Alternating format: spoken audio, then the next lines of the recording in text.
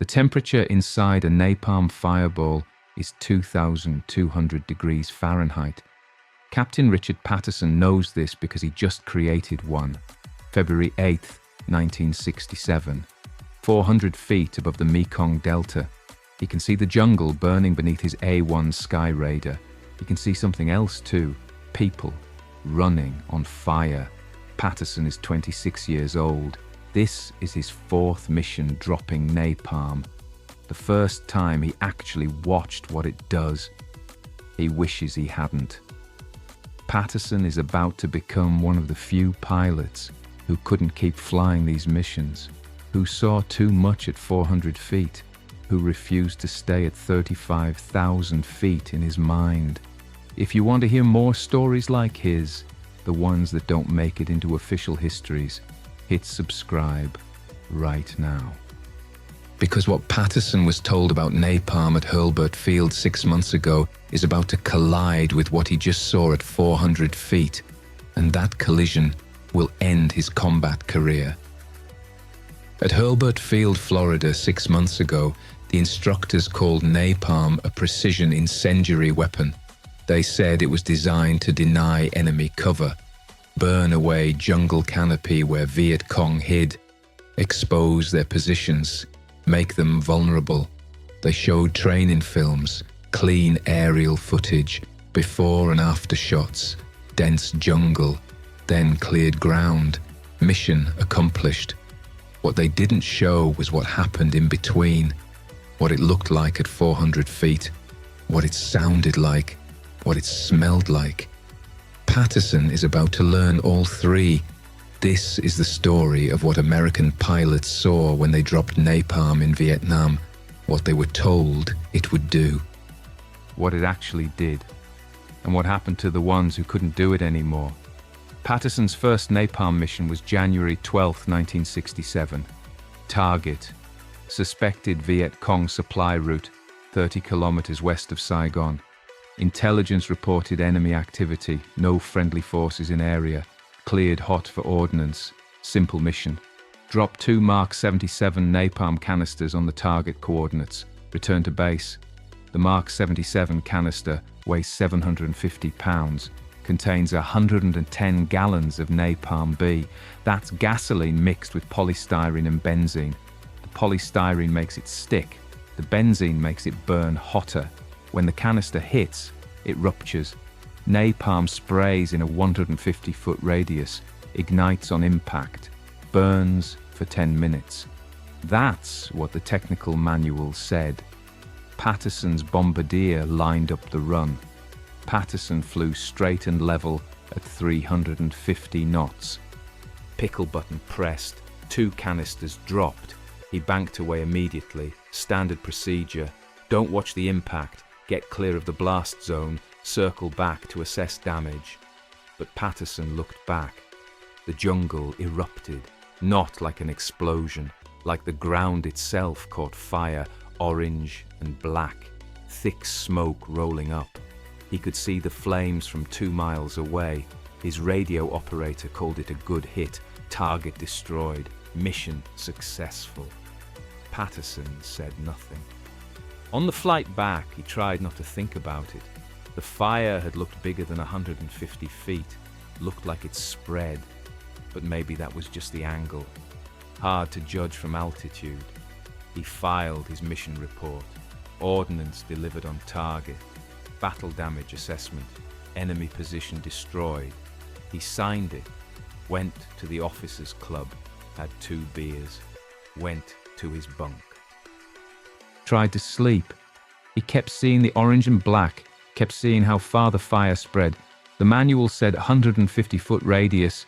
What he saw looked like 300 feet, maybe more. Second mission, January 19th. Different target, same procedure. This time Patterson circled back closer, wanted to see the damage assessment, see if they'd actually hit enemy positions. The napalm had ignited a 300-yard stretch of jungle, trees burning like torches, smoke so thick he couldn't see the ground.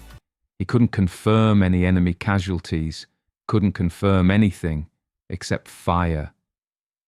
His wingman radioed, "Good effect on target," Patterson acknowledged, returned to base, filed his report.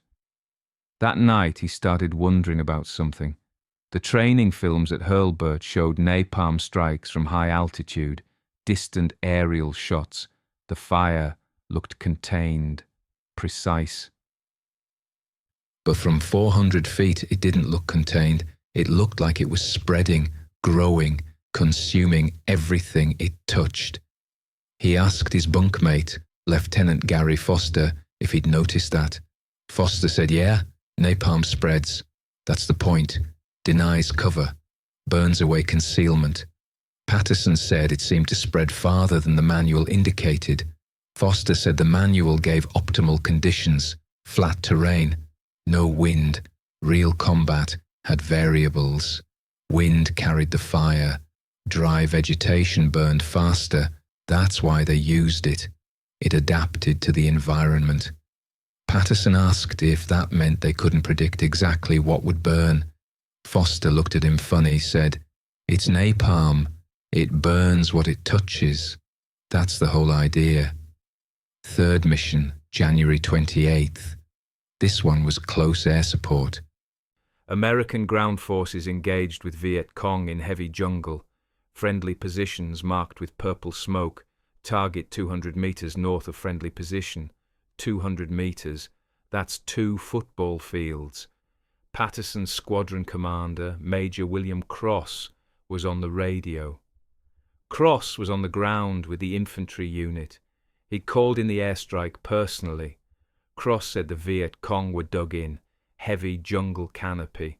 Couldn't get artillery on them. Needed napalm to burn them out. Patterson acknowledged, made his approach run. He could see the purple smoke marking friendly positions, could see muzzle flashes from the tree line north of it. That's where the Viet Cong were. That's where the napalm needed to go. He dropped one canister, watched it tumble, watched it hit, watched the fireball expand.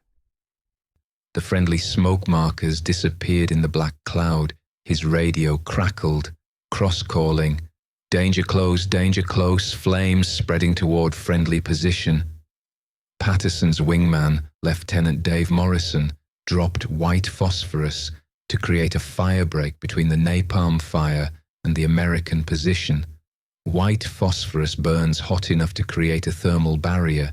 It worked. The flames stopped 50 meters from the American position. 50 meters, half a football field. Cross radioed. "Good strike. Enemy position neutralized. We're pulling back." Patterson acknowledged. Circled once more. The entire area was burning. The trees, the underbrush, everything. He couldn't see the friendly position anymore. Too much smoke.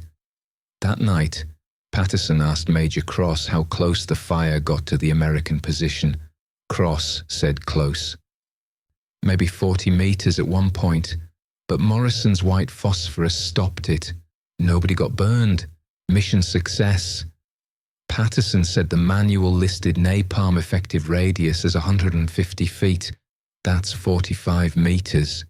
If it spread to within 40 meters of friendly forces and the target was 200 meters away, that meant it spread at least 160 meters, more than 3 times the manual specification. Cross looked at Patterson for a long moment, then said, "The manual gives you numbers for planning purposes. In combat, napalm does what it does. Wind, terrain, vegetation, all variables. You can't predict fire precisely. That's why we marked friendlies with smoke. That's why we had white phosphorus ready. That's why we briefed danger close procedures. You did your job. The strike worked. Let it go." Patterson said he was just trying to understand the weapon system. Cross said, "It's fire. You understand fire? It burns. You point it at the enemy, it burns them. That's what you need to understand." That's when Patterson started wondering about the 150-foot radius the manual mentioned, because what he was seeing didn't match. 4th mission, February 8th, the one that changed everything. Target, village suspected of harbouring Viet Cong.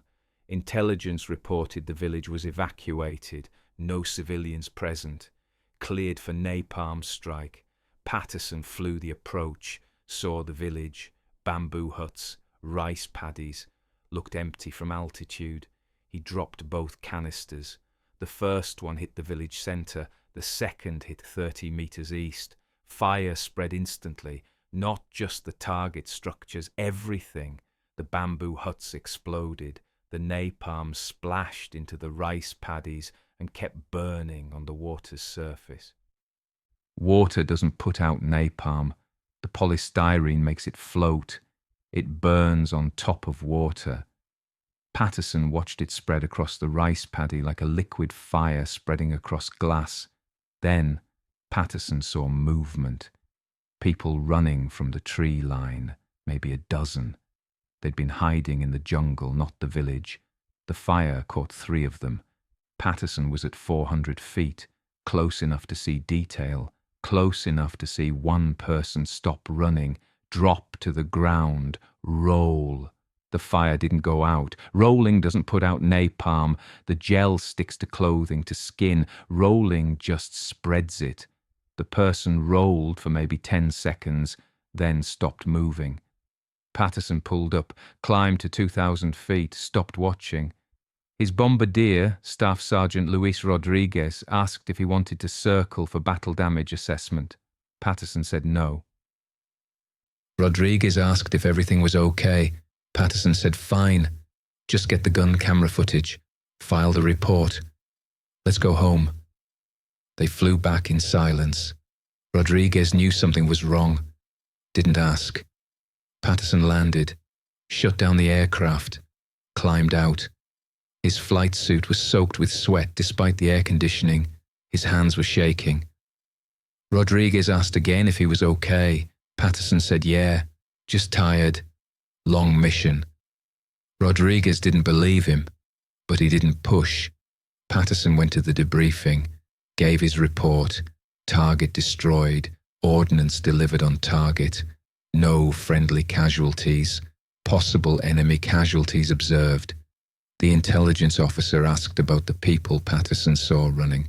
Patterson said he saw movement in the tree line after the strike. Couldn't confirm enemy combatants. Could have been civilians. The intelligence officer made a note, said the target area had been designated free fire zone. Any personnel in the area were considered hostile. Patterson's observation would be recorded as enemy KIA. Estimated 3 killed by napalm strike. Patterson started to object, started to say he couldn't confirm they were enemy combatants, started to say they might have been civilians. The intelligence officer cut him off, said the area was evacuated per my CV directive. Intelligence confirmed no civilian presence. Anyone in the target area was enemy. That was policy. Patterson said nothing else, signed the report, left.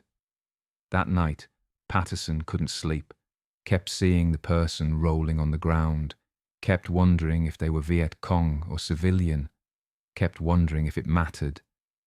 The briefing officer had said the village was evacuated. Intelligence confirmed it. But intelligence had been wrong before.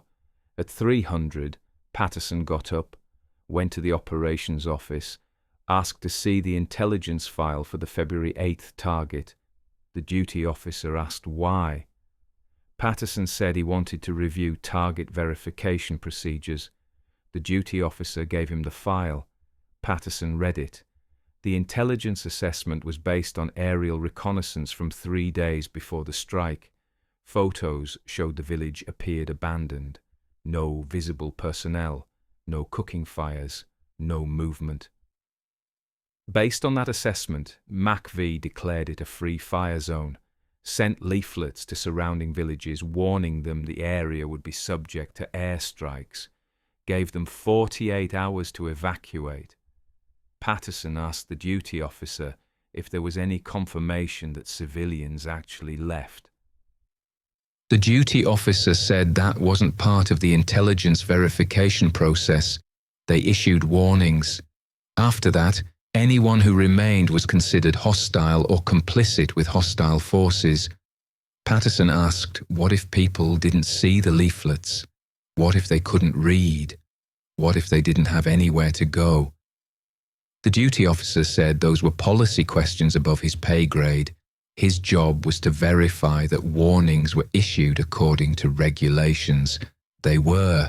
The strike was legal. Legal. That was the word that stuck with Patterson. The strike was legal, followed proper procedure, intelligence verified, warnings issued, all the boxes checked. But 3 people burned to death. Maybe Viet Cong, maybe not. Legal doesn't mean right. Patterson was starting to understand that. The next morning, Patterson started asking other pilots about their napalm missions, casual conversations in the officers' club, testing to see if anyone else was bothered by it. Most pilots didn't want to talk about it, said it was just another weapon, did what it was designed to do. Don't overthink it. Captain Mike Thornton said his first napalm drop made him throw up after landing. Said he got used to it eventually. Had to. It was the mission.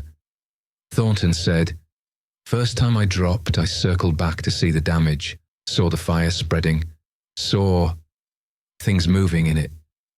I landed, went straight to the latrine, puked, sat there for 20 minutes.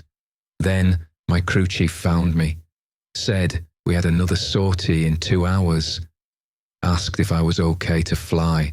I said yeah, because what else was I going to say? That I couldn't handle it, that I couldn't do my job.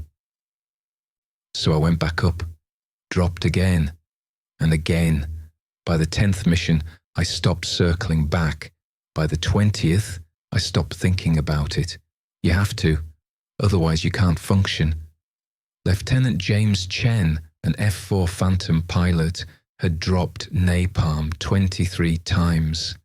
Chen said something that stuck with Patterson. Chen said, the first time you drop it, you think about what it does. After that, you think about the coordinates. You think about the target box. You think about the approach angle and the release point. You think about airspeed and altitude and wind correction.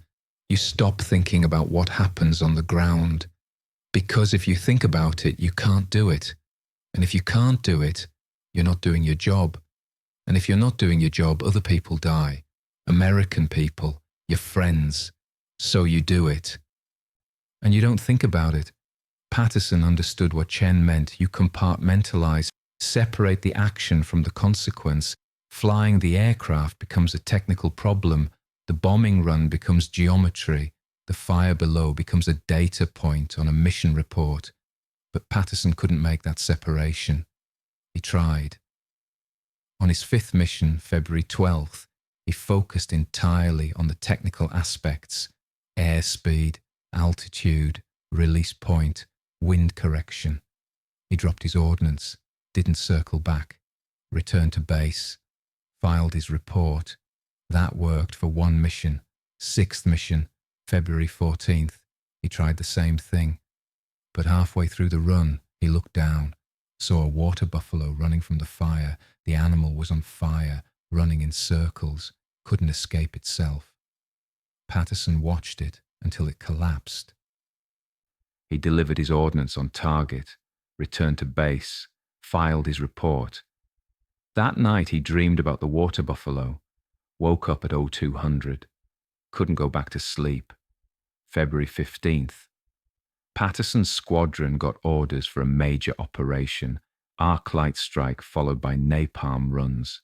Target, suspected North Vietnamese Army staging area in Tay Ninh province. 12 aircraft, 48 napalm canisters, nearly 5,000 gallons of napalm-B. The briefing officer called it a significant blow to enemy operations. Patterson sat in the briefing room and did the math. 5,000 gallons, 2,200 degrees, 150-foot radius per canister, except he knew it spread farther. Call it 300 feet to be safe. 48 impact points across a grid that covered 3 square kilometers. Everything in that box was going to burn. The briefing officer said enemy casualties were estimated at 200 to 300 NVA soldiers. Patterson raised his hand, asked if there were any civilians in the target area. The briefing officer said intelligence showed minimal civilian presence.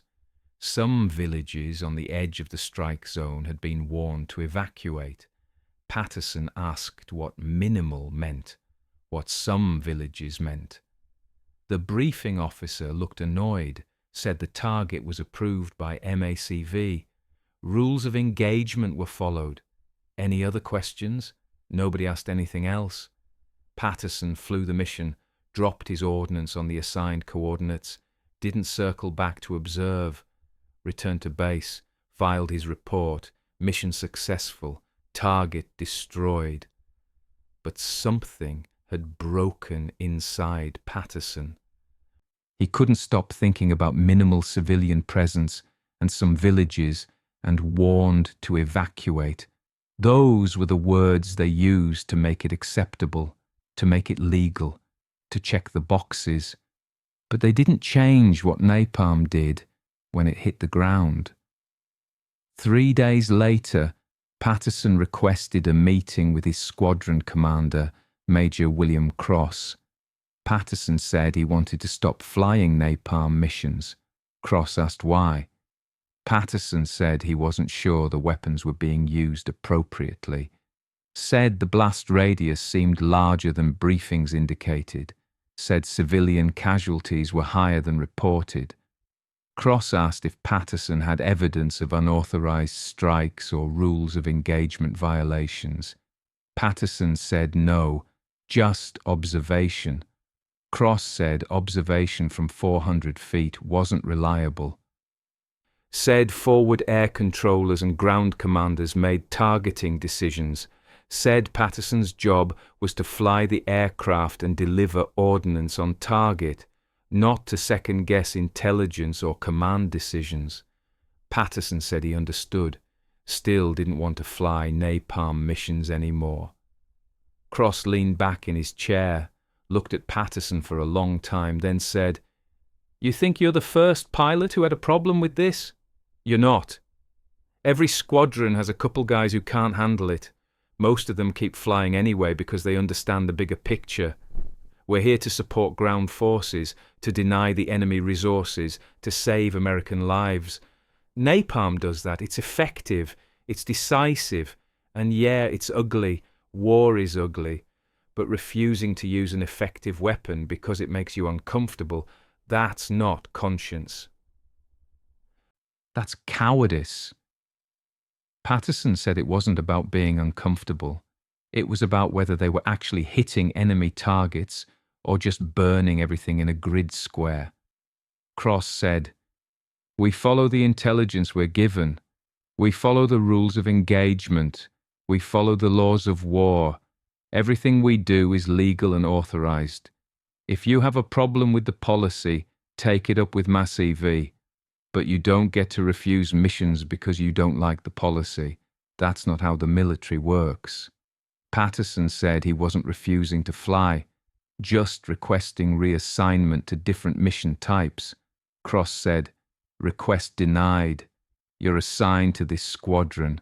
This squadron flies close air support. Close air support includes napalm. If you refuse to fly assigned missions, that's insubordination, and I will court-martial you." "Is that clear?" Patterson said, "Yes, sir." Cross said, "Good. You're scheduled for a mission tomorrow. 0600 brief. Dismissed." Patterson saluted, left. He flew 6 more napalm missions in February, 4 in March. Each time, he focused on the technical aspects. Didn't think about the ground, didn't circle back, filed his reports. But each time, something inside him died a little bit more. On March 23, 1967, Patterson's squadron was tasked with napalm strikes near the village of Truong Son. Intelligence reported Viet Cong forces using the village as a base. Patterson was flight lead. 4 aircraft, 8 napalm canisters. Patterson made his approach run, lined up on the target coordinates. The village was not evacuated. He could see people in the streets, moving between buildings, maybe a dozen visible from altitude. He radioed the forward air controller, call sign Sabre 2, said he had visual on civilians in the target area, requested confirmation that the target was cleared hot. Sabre 2 confirmed, said civilians had been warned to evacuate. Anyone still present was considered hostile or shielding hostile forces. Patterson said he needed clarification. Were they authorized to strike with confirmed civilians present? Sabre 2 said the target was approved by MACV, cleared hot for ordnance, deliver as assigned. Patterson looked at the village, looked at the people moving in the streets. His wingmen were in formation, waiting for him to begin the attack run. The FAC was waiting. The ground commander was waiting. Patterson made a decision. He told his wingmen to hold position, told Sabre 2 he was aborting the run due to civilian presence in target area. He'd circle and reassess. Sabre 2 said negative. Target was time sensitive. VC forces were using the village as a staging area for an attack on a nearby firebase. If Patterson wouldn't strike, another flight would be tasked. Patterson said he was not comfortable dropping napalm on a village with visible civilians. Sabre 2. Dragon Lead, are you refusing a direct order? Patterson hesitated. That was the question. Was he refusing an order? He said. Sabre 2, I'm requesting clarification on rules of engagement regarding confirmed civilian presence in target area. The radio went silent for 30 seconds. Then a different voice came on, deeper, older, a major. Dragon Lead, this is Cobra 6. You are ordered to either execute the strike immediately or return to base and report to your squadron commander. Acknowledge. Cobra 6 was the ground commander. The major who called in the strike, Patterson said, Cobra 6, I have visual confirmation of civilians in target area. Request alternate targeting. Cobra 6, negative. Intelligence confirms hostile forces in village. Civilians were warned. Execute, strike, or return to base. That's an order. Patterson looked at his wingmen, looked at the village, looked at the people. He said, Cobra 6, Dragon Lead is returning to base. He broke formation, turned east. His wingmen followed. Behind him, the radio came alive with traffic. Cobra 6 calling for another flight. Sabre 2 coordinating the replacement strike. The operations center tasking new aircraft. Patterson flew back to base in silence. His squadron commander, Major Cross, was waiting on the flight line when Patterson landed. Cross said one word, office now. Patterson followed Cross to the squadron headquarters. Cross closed the door, didn't sit, stood there looking at Patterson. Finally, Cross said, what the hell were you thinking? Patterson said he saw civilians in the target area, couldn't drop napalm with confirmed civilians present. Cross said the target was cleared by MACV, intelligence verified, warning issued, everything by the book, and you refused to strike. Patterson said the rules of engagement required positive identification of hostile forces before engaging. He couldn't confirm the people he saw were hostile. Cross said, you couldn't confirm they weren't. Intelligence said VC were using that village. Ground commander called for the strike. You don't get to override command decisions because you saw some people walking around. Maybe they were VC. Maybe they were civilians collaborating with VC. Maybe they were shields. You don't know. That's why we have intelligence. That's why we have command structure. You follow orders. Period. Patterson said he followed the rules of engagement. Cross said, You're grounded pending investigation. Another pilot flew that mission, dropped all 8 canisters. Mission success. VC position destroyed. That could have been you. Should have been you. Instead, you're facing possible court-martial for refusing orders in combat. Get out. Patterson was grounded for 3 weeks while the incident was reviewed. The investigation concluded that Patterson had violated command protocol by refusing a cleared target strike. However, given his previous service record and the ambiguous nature of the rules of engagement regarding civilian presence, he would not face court-martial. Instead, he was reassigned to transport duty. He'd finish his tour flying cargo, not combat. Patterson accepted the reassignment, flew C-123 transports for the rest of his tour. Supplies, personnel, mail, no bombs, no napalm. Another pilot, Captain Frank Weber, flew the Trường Sơn mission on March 23rd, dropped all 8 canisters. Mission report said the village was destroyed. Enemy casualties estimated at 40-60 Viet Cong. Civilian casualties were listed as unknown. 2 months later, a reporter from the Associated Press visited Trường Sơn. The village had been burned completely. Survivors were living in temporary shelters in the jungle. The reporter interviewed survivors, documented the casualties, took photographs. 114 civilians died in the napalm strike. Most were women, children, and elderly. The Viet Cong forces intelligence reported were never confirmed. Survivors said there had been 2 VC soldiers in the village 3 days before the strike. They'd left before the attack. The story ran in American newspapers in June 1967, caused brief controversy. Military officials said the strike had followed proper procedure. Civilians had been warned 48 hours in advance. Intelligence confirmed hostile forces present. The village was in a free fire zone. Civilian casualties were regrettable but unavoidable when enemy forces used civilian areas as cover. The reporter pointed out that 114 civilians died and only 2 confirmed VC had been in the area. Military officials said intelligence indicated more VC presence. The 2 confirmed were likely scouts. The main force had probably retreated before the strike, but had been using the village as a staging area. The strike denied them that resource. The reporter asked if killing 114 civilians to deny the enemy a village was proportionate. Military officials said they couldn't discuss operational tactics. The story disappeared from newspapers within a week. There were other stories, other battles, other casualties. Patterson read the article in the Stars and Stripes newspaper, recognized the village name, recognized the date, March 23rd. The mission he refused.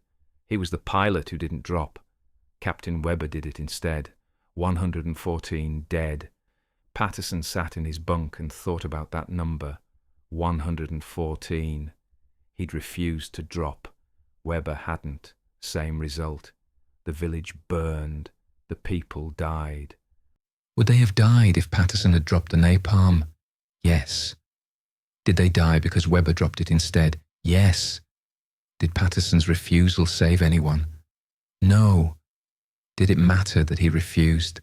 Patterson didn't know. He finished his tour in August 1967, flew transport missions, never dropped napalm again, came home to California, got out of the Air Force, used the GI Bill to go to college, became a teacher, high school history. He didn't talk about Vietnam for 20 years. In 1989, a student in his history class asked him what he did in the war. Patterson said he was a pilot. The student asked if he ever bombed anyone. Patterson said yes. The student asked what it was like. Patterson paused for a long time, then said, "It was necessary at the time. We believed it was necessary. We were told it was precise. We were told it saved lives by denying the enemy cover. We were told a lot of things." The student asked what he thought now. Patterson said, "I think napalm doesn't care about intelligence reports. It doesn't care about rules of engagement. It doesn't care about boxes checked on targeting forms. It burns what it touches, and it touches more than you think it will. And when you're at 400 feet, you can see what it touches, and some of us couldn't stop seeing it." Here's what napalm actually does. The Mark 77 canister ruptures on impact. The napalm-B inside doesn't just spread in a radius, it splashes, like dropping a water balloon filled with gasoline from 400 feet. It hits and the gel goes everywhere. Where it lands, it sticks to wood, to fabric, to skin. The polystyrene in the mixture makes it adhesive. You can't wipe it off. You can't wash it off. Water doesn't dilute it. It floats on water and keeps burning. Then it ignites. The benzene burns at 2,200 degrees Fahrenheit, hot enough to melt aluminum, hot enough to boil water instantly, hot enough to vaporize human tissue on contact. If you're in the primary impact zone, within 20 feet of where the canister hits, you die in seconds. The fire consumes all the oxygen. You suffocate before the burns kill you. If you're at the edge, 30 to 100 feet away, you have time to realize you're on fire, time to try to put it out, time to run, time to roll on the ground, time to discover that none of that works. Napalm burns for 10 minutes minimum, sometimes 20, depends on how thick the gel is, how much stuck to you, how much oxygen is available. If you survive the initial burn, you have 4th degree burns. That's beyond 3rd degree. That's through the skin, through the fat, through the muscle, down to the bone. Your nerve endings are destroyed so you don't feel the pain immediately. But you will, when the shock wears off, when your body starts trying to heal, when infection sets in. The survival rate for someone who gets hit with napalm directly is effectively 0. The survival rate for someone who gets splashed with it and survives the immediate burn is worse, because you live long enough to experience what 2,200-degree burns feel like over the course of days or weeks. The United States dropped 388,000 tons of napalm on Vietnam, Laos, and Cambodia between 1963 and 1973. That's 776 million pounds, 83 million gallons. For comparison, that's enough napalm to fill 125 Olympic-sized swimming pools. Nobody knows exactly how many people died from napalm in Vietnam. Estimates range from 50,000 to 100,000, maybe more. Many victims were never identified. Many bodies were never recovered. The fire destroyed everything. The napalm missions were classified as close air support, tactical strikes, precision weapons supporting ground forces. But the pilots knew. Lieutenant James Chen, the F-4 pilot, who told Patterson, "You stop thinking about what happens on the ground." Chen flew 47 napalm missions during his tour, came home in 1968, got married, had a daughter, worked as a commercial pilot for 3 years. In 1971, Chen shot himself in his garage. He was 29 years old. His suicide note mentioned Vietnam, mentioned fire, mentioned children running. That's all his family would say publicly. His daughter, Sarah Chen, spoke about it in a 2015 interview.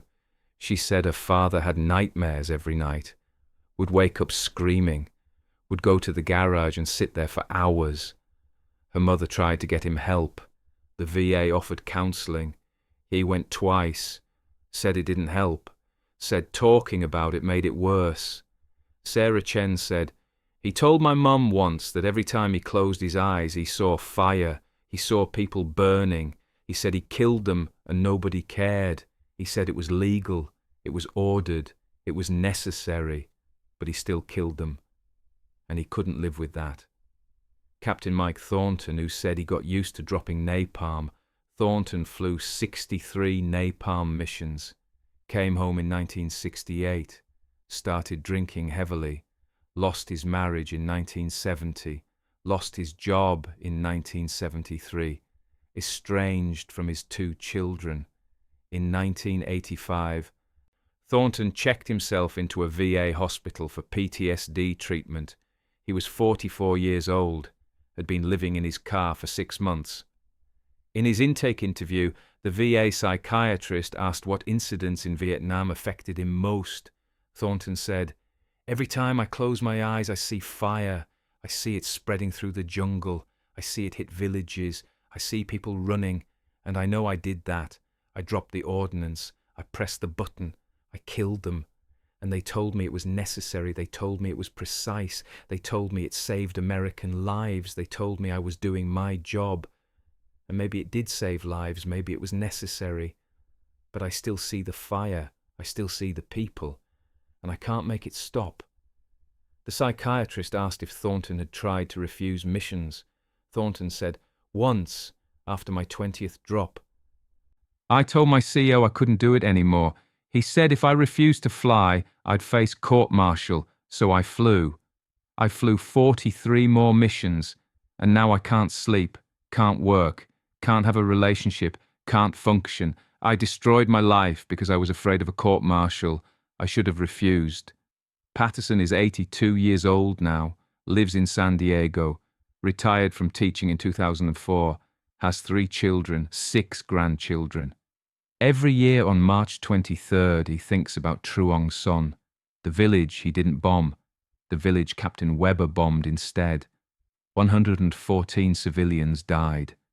Patterson wonders if his refusal made any difference. Weber dropped the napalm anyway. Same target, same date, same result. The people died. Would they have died if Patterson had dropped it? Yes. Did his refusal save them? No. But Patterson didn't do it. That matters to him. It's the only thing that lets him sleep. In 2019, a documentary filmmaker interviewed Patterson about his experiences in Vietnam. The interview was for a film about the air war and its psychological impact on pilots.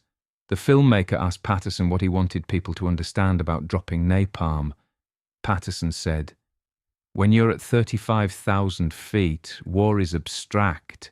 You see coordinates on a map. You see target boxes on a screen. You see dots representing enemy positions. You don't see people. You don't see villages. You don't see human beings. But when you're at 400 feet, dropping napalm, you see everything. You see the fire spread. You see buildings explode. You see people run. You see what 2,200 degrees does to everything it touches. And they trained us to stay at 35,000 feet in our minds, even when we were at 400 feet with our bodies. They trained us to see coordinates instead of villages, to see target boxes instead of people, to see mission objectives instead of human beings. Some of us could do that. Lieutenant Chen flew 47 missions seeing coordinates, until one day he couldn't anymore. Captain Thornton flew 63 missions staying at 35,000 feet in his mind, and it destroyed him. I flew 10 missions. I couldn't do it.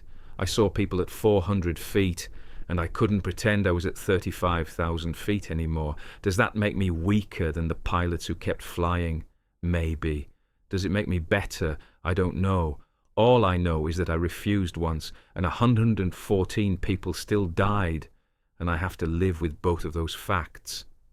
The filmmaker asked if Patterson thought the napalm strikes were necessary. Patterson said, "Necessary for what? We dropped 83 million gallons of napalm on Vietnam.